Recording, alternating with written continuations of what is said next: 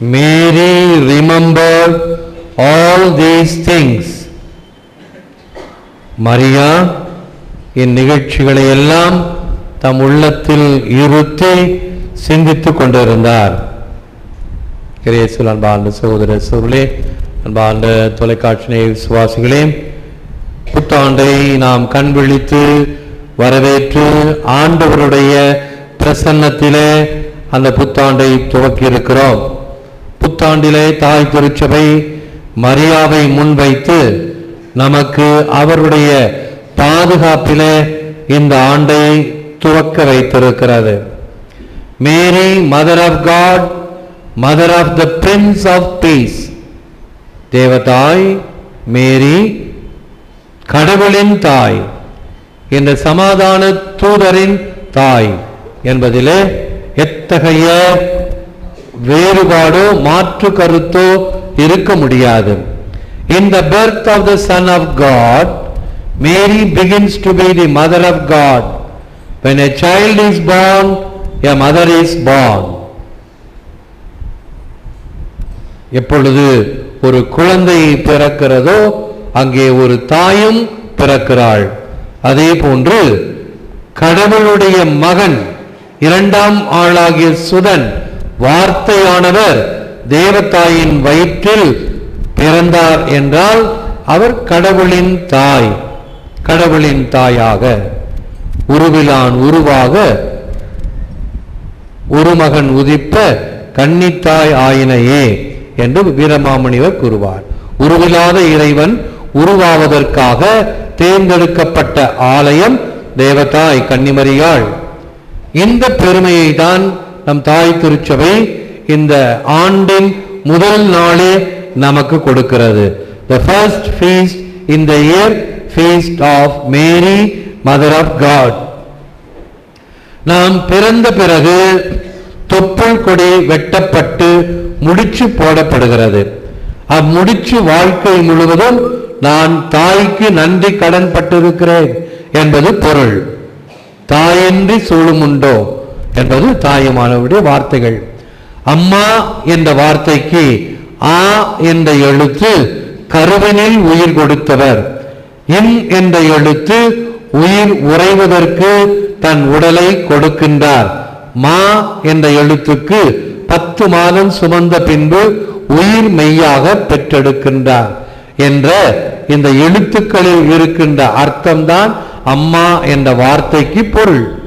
எனவே ஒவ்வொரு பெண்ணிலும் பெண்மை, தாய்மை, இறைமை உண்டு.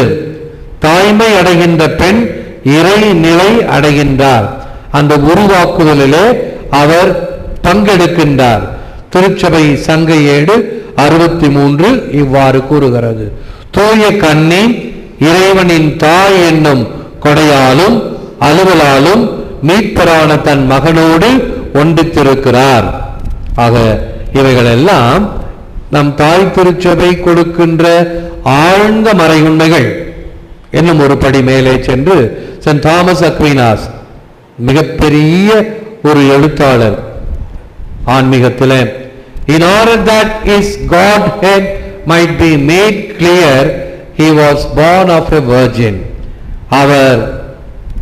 அவரை பற்றி தெரிந்து கொள்வதற்கு, சரியாக புரிந்து கொள்வதற்கு அவர் கன்னித்தாய் வழியாக மகனாக பிறந்தார் என்பதும், நம்முடைய வேதங்கள் மட்டுமல்ல, திருக்குரான் 19ஆம் அதிகாரம் 41 இயேசுவின் தெய்வீகத்தில் கன்னிமரியாவின் தாய்மை ஒளிர்கிறது என்று திருக்குரானும் தேவதாயை போற்றுகிறது.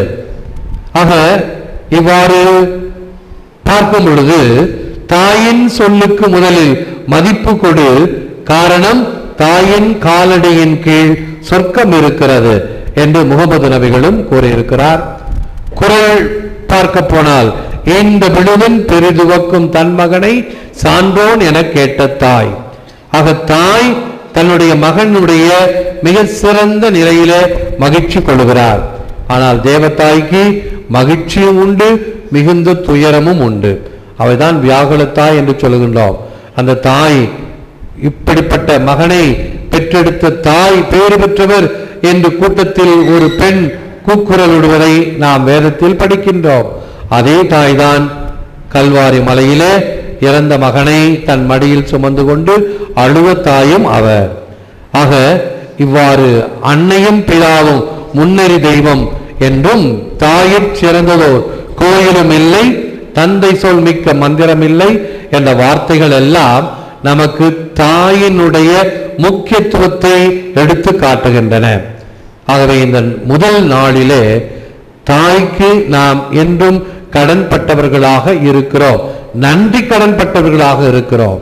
அந்த நன்றியை அவருடைய பிள்ளைகளாக வாழ்வதிலே அவர் எப்படி இந்த ஆண்டவரின் வார்த்தையை உள்ளத்திலும் சுமந்து உதரத்திலும் சுமந்து அதை பிறருக்கு கொடுத்தாரோ, அதே போன்று நாமும் ஆண்டவருடைய வார்த்தைகளை உள்ளத்திலே சுமந்து அவைகளை வெளியிலே பலன்களாக கனிகளாக கொடுக்க கடமைப்பட்டிருக்கிறோம் என்பதை உணர்ந்து இந்த ஆண்டிலே அன்னையின் அன்பு பிள்ளைகளாக வாழ்வதற்கு உறுதி பூணுவோம். ஜெபம். Loving God, we thank you for the love of the mothers you have given us, whose love is so precious that it can never be measured, whose patience seems to have no end.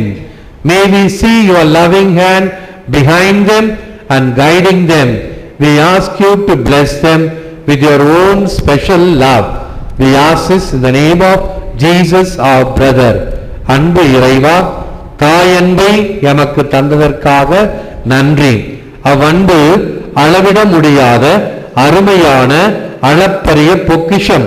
அதன் பொறுமைக்கு முடிவே இல்லை.